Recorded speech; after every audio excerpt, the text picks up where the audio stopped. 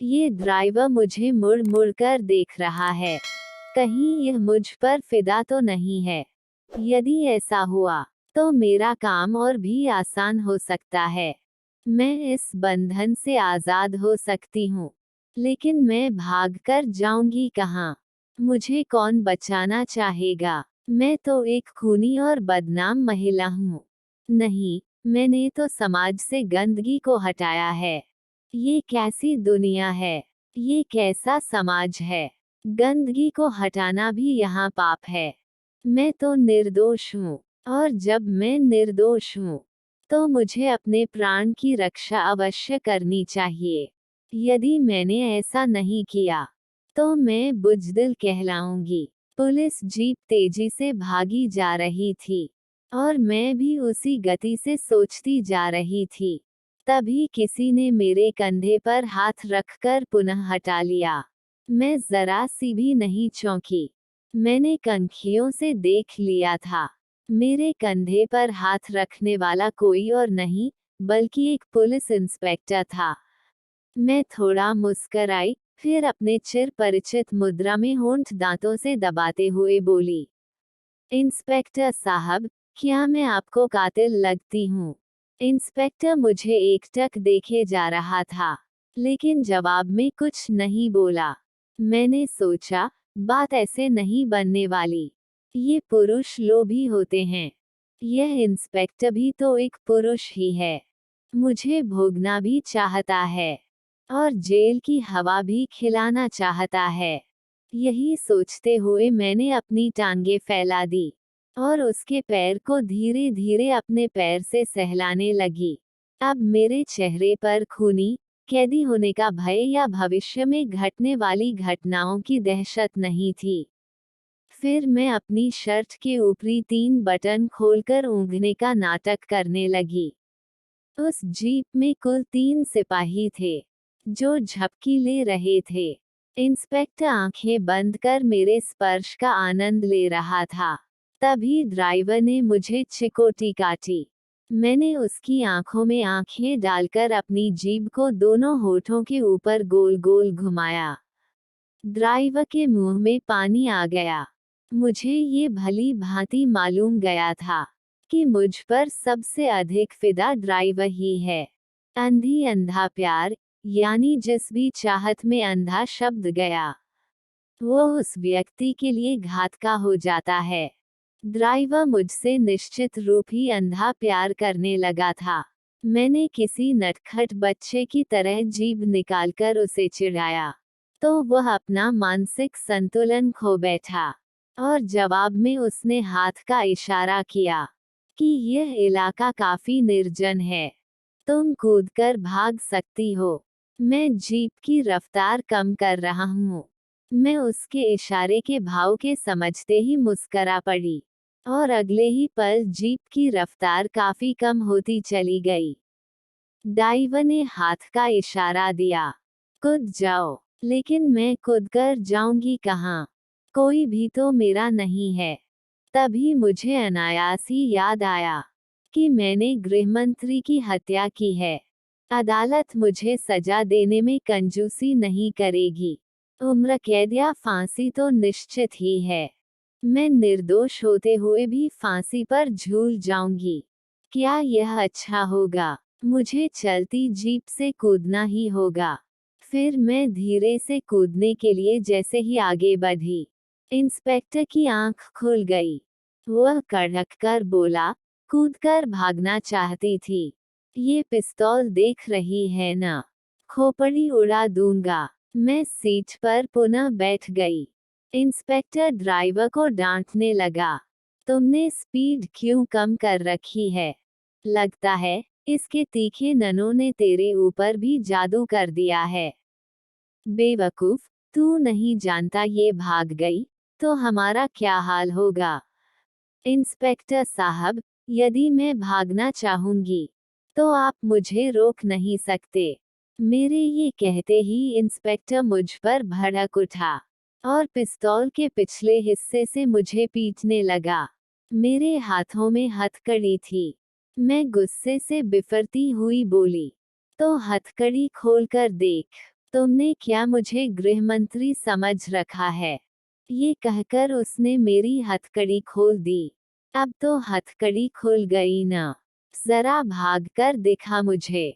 मैंने अचानक ही उछलकर इंस्पेक्टर की नाक पर एक घूंसा मारा। उसके हाथ से पिस्तौल छीना और चलती जीप से एक चट्टान पर कूद गई। ड्राइवर ने जीप की रफ्तार और तेज कर दी। ड्राइवर का मेरे प्रति यह सच्चा प्यार था कि इंस्पेक्टर के मना करने के बावजूद वह जीप बहुत दूर तक लेकर चलता चला गया और फिर कहीं काफी दूर जाकर रोका। मेरे भागने के लिए इतना समय काफी था। मैं लगभग 1 किलोमीटर तक दौड़ने के बाद एक खाई में जा छुपी।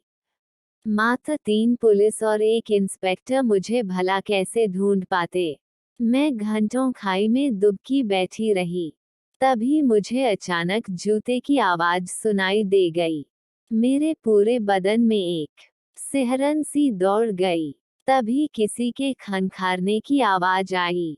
वह खाई के किनारे पर ही खड़ा था। मैंने उसे देखने के लिए जैसे ही सिर ऊपर की ओर उठाया, उसने मेरे मुंह पर थूक दिया। मैंने समझा कि उसने ऐसा जानबूझकर किया है। उसके सिर्फ जूते ही मुझे दिख रहे थे। इतने में ही एक हल्की सी बुदबुदाहट मुझे सुनाई दी। वह चकमा देकर कहाँ भाग गई। मैंने उसकी मदद न की होती तो क्या वह भाग निकलती। अब मैं समझ गई, ये ड्राइवर की ही आवाज है। इंस्पेक्टर सिपाहियों के साथ इधर ही कहीं होगा। हे ईश्वर, मेरी रक्षा करना। मेरा तुम्हारे सिवा कोई नहीं है। मैंने ये प्रार्थना सच्चे मन से की थी। आज मुझे महसूस हो रहा था कि जब व्यक्ति चारों तरफ से संकट में घिर जाता है, तो वह ईश्वर के अस्तित्व को स्वीकार कर लेता है। जीवन में कभी भी मैंने ईश्वर को नहीं याद किया और न कभी मंदिर ही गई हूँ। पर आज संकट की इस घड़ी में वह अनायास ही याद हो आया है। ऐसा मैं सोच ही रही थी कि इंस्पेक्टर मुझे गालियां देते हुए जोर से चीखा। वह कमीनी, हरामजादी, आखिर भाग ही गई। लेकिन भागकर आखिर जाएगी कहाँ? होगी तो इसी जंगल में ही। ये कहकर इंस्पेक्टर दूसरी तरफ बढ़ गया। मैंने एक लंबी सांस ली और छोड़ी भी। चलो, इंस्पेक्टर का बच्चा तो गया, लेकिन मैं यहाँ से निकलूंगी कैसे? मुझे भूख प्यास दोनों ही लगी थी। तभी मुझे कुछ महिलाओं के चहकने की आवाज सुनाई दी। मैंने सोचा, क्यों न इन्हीं के साथ मैं जंगल से बाहर निकल जाऊं। लेकिन मेरा ये सोचना गलत था, क्योंकि उनके और मेरे पहनावे में काफी अंतर था। मैं दूर से ही पहचान में आ सकती थी। वे महिलाएं चली गईं। जंगल के पास के ही गांव की रहने वाली थी शायद। मैंने थोड़ी हिम्मत की और झाड़ियों में छुपते छिपाते सामने वाली सड़क के किनारे जाकर बैठ गई। मेरी चुस्त पैंट नीचे से सिलाई छोड़ चुकी थी। शर्ट के बटन तो पहले से ही खुले थे। इसी बीच मुझे दूर से ही एक जीप आती दिखाई दी। वह बड़ी तेज रफ्तार से चली आ रही थी। मैंने बैठे बैठे ही बाहर की ओर झुककर हाथ हिलाना शुरू किया, तो वह जिप्सी मुझसे तकरीबन 2 गज की दूरी पर आकर रुकी।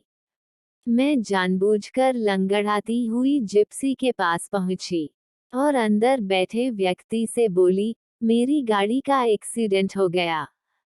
प्लीज, मुझे आगे शहर तक छोड़ देंगे? वह आदमी शायद पहले से ही खींचा हुआ था। मुझ पर नजर टिकाते हुए बोला, अरे बाबा, किस शहर तक? आखिर उस शहर का कोई नाम भी तो होगा। ये कहते कहते जब उसकी नजर मेरे शर्ट से झांकते गति गोल स्तनों पर पड़ी, तो वह अचानक ही मुस्करा पड़ा। अच्छा, ठीक है, तुम पीछे मेरे साथ वाली सीट पर आ जाओ। मैं फौरन उसके बगल में जाकर बैठ गई। ड्राइवर ने गाड़ी स्टार्ट कर दी। मैंने पूछा, वैसे आप कहाँ तक जाएंगे? मैं तो जहनुम तक जाऊंगा। ये कहकर वह चुप हो गया। मैंने मन ही मन सोचा, अजीब आदमी है, पूछने पर उल्टा ही जवाब देता है। खैर, कोई बात नहीं, ऐसे लोग ही मुझे सूट करते हैं। यही सब सोचते सोचते मैं उसको ऊपर से नीचे तक निहारने लगी। वो यही कोई 50-55 वर्ष का एक स्वस्थ व्यक्ति था। रंग उसका काला था, पर देखने में स्मार्ट था। लेकिन उसकी आंखों में एक अजीब सा खालीपन झलक रहा था। तभी मुझे मोबाइल की घंटी की आवाज सुनाई दे गई। वो बातें करने लगा, हाँ, मैं उस मनोचिकित्सक के पास से ही आ रहा हूँ। रीमा ने जब से मुझे तलाक दिया है, तब से मैं और अधिक बीमार रहने लगा हूँ। मैं दवाइयाँ भी बराबर ले रहा हूँ, पर क्या करूँ, मन की बीमारी साथ ही नहीं छोड़ रही। ये कहकर उसने मोबाइल ऑफ कर दिया। मेरा ये दोस्त भी कितना पागल है, हर 10 मिनट बाद फोन कर देता है। ये कहकर उसने मेरी तरफ देखा, फिर बोला, तुम कितनी खूबसूरत और स्मार्ट हो, लेकिन अपनी ये क्या हालत बना रखी है तुमने। हाँ, तुमने बताया नहीं, तुम्हें कहाँ छोड़ना है। अब मैं उसकी गाड़ी से कहाँ उतरने वाली थी।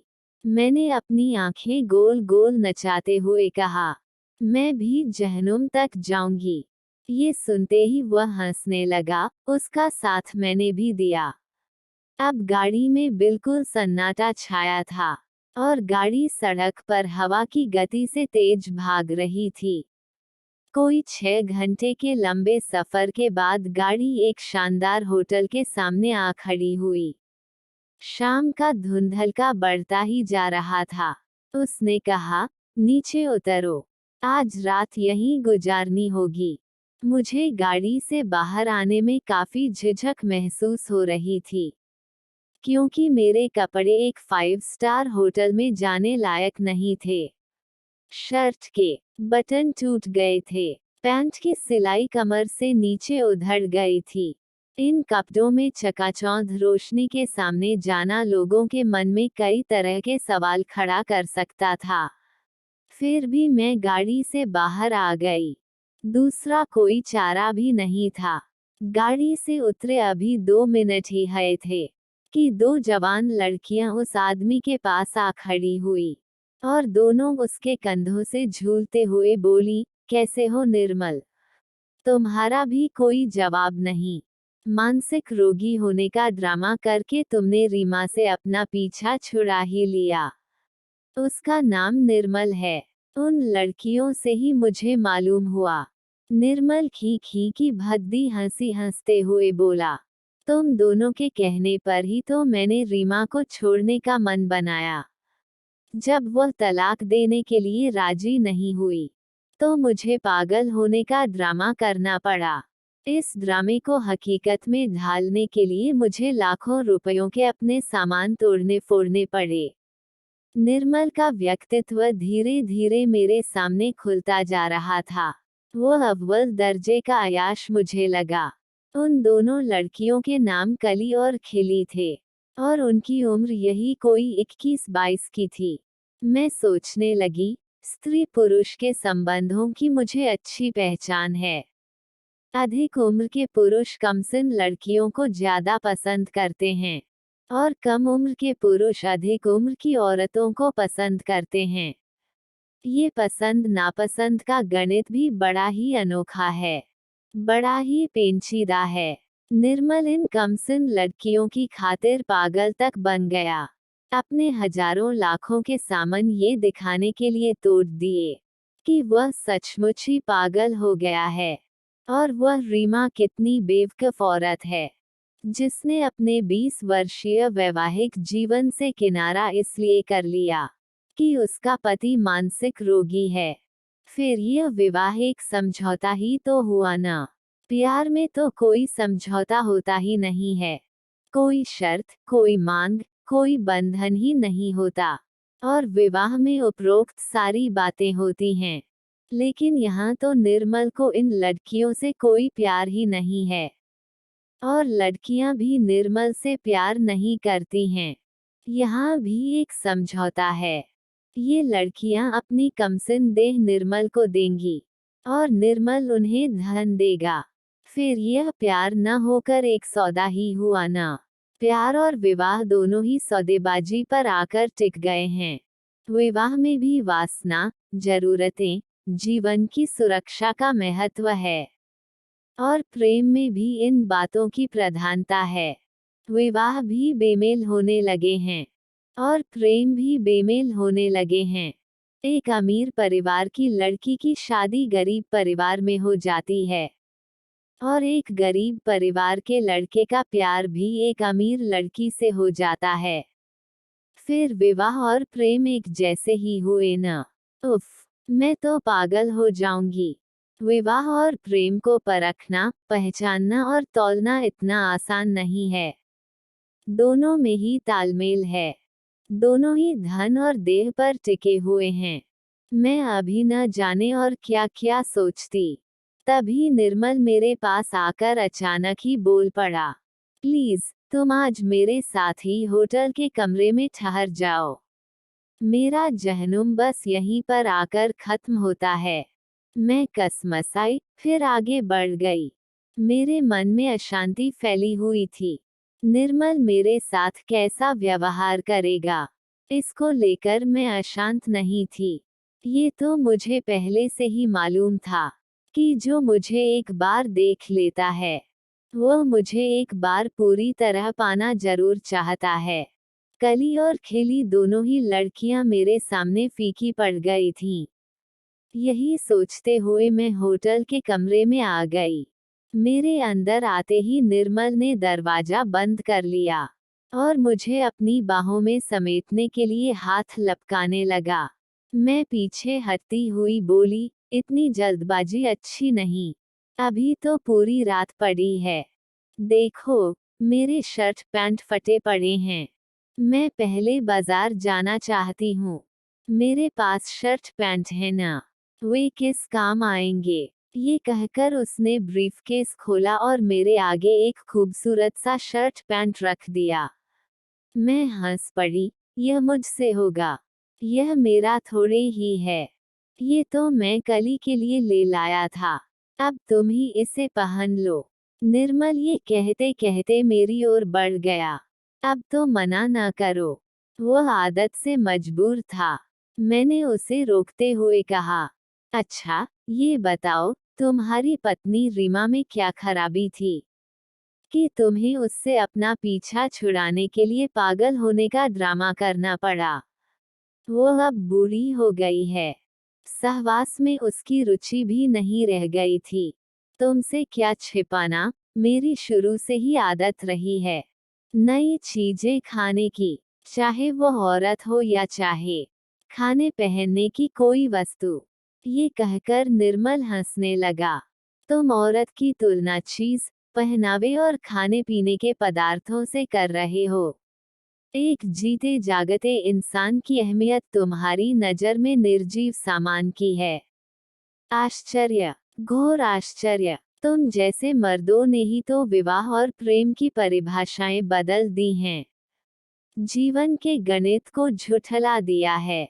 मेरे ये कहते ही वह एक फूहड़ हंसी हंसते हुए चीखा, देखो, उपदेश मत दो।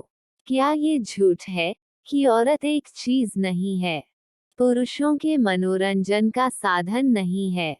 जब तक रीमा मनोरंजन का साधन रही, वैवाहिक जीवन को मैं खींचता रहा, और जब वह एक मोटी, भद्दी और प्रौढ़ महिला बन गई, तो मैंने उससे अपना पीछा छुड़ा लिया। तुम क्या किसी चीज से कम मूल्यवान हो? कोई भी चीज मूल्यवान नहीं होती, क्योंकि उसको मूल्यवान या मूल्यहीन बनाने का काम इंसान के हाथों में होता है। लेकिन एक औरत तो अमूल्य होती है। उसमें प्राण होता है, जिसको इंसान पैदा नहीं कर सकता। क्या एक प्राणधारी को तुम एक चीज मान सकते हो? तो जाओ, इस पलंग से अपनी रातें हसीन करो। मेरी तरफ बार बार क्यों लपक रहे हो? ये कहकर मैं मुस्कुराने लगी। अब बस भी करो, ये कहकर निर्मल ने मुझे अपनी बाहों में समेट लिया। मैंने इसका कोई विरोध नहीं किया, क्योंकि मेरे मन में तो कुछ और ही चल रहा था। देखते ही देखते निर्मल निर्वस्त्र हो गया, और अब मुझे भी निर्वस्त्र करने लगा। तभी मुझे अचानक गुस्सा आ गया, और मैंने उसके गुप्तांग को हाथ से पकड़कर जोर से मरोड़ दिया। वह फर्श पर गिरकर पहले छटपटाया, फिर बेहोश हो गया। मैंने फटाफट उसके दिए कपड़े पहने और उसकी ओर घना से देखते हुए बुदबुदाई, चीज तो उसे कहा जाता है जो मारने पर या कुछ कहने पर प्रतिक्रिया स्वरूप कुछ कहती या हमला नहीं करती। औरत कोई चीज नहीं है, वह तो प्राणवान है। चोट लगने पर वह भी शोर करती है। फिर उस खंखार हसीना ने दरवाजा खोला और लंबे लंबे डग भरती हुई सीढ़ियां उतरती चली गई। आगे की कहानी अगली वीडियो में। धन्यवाद।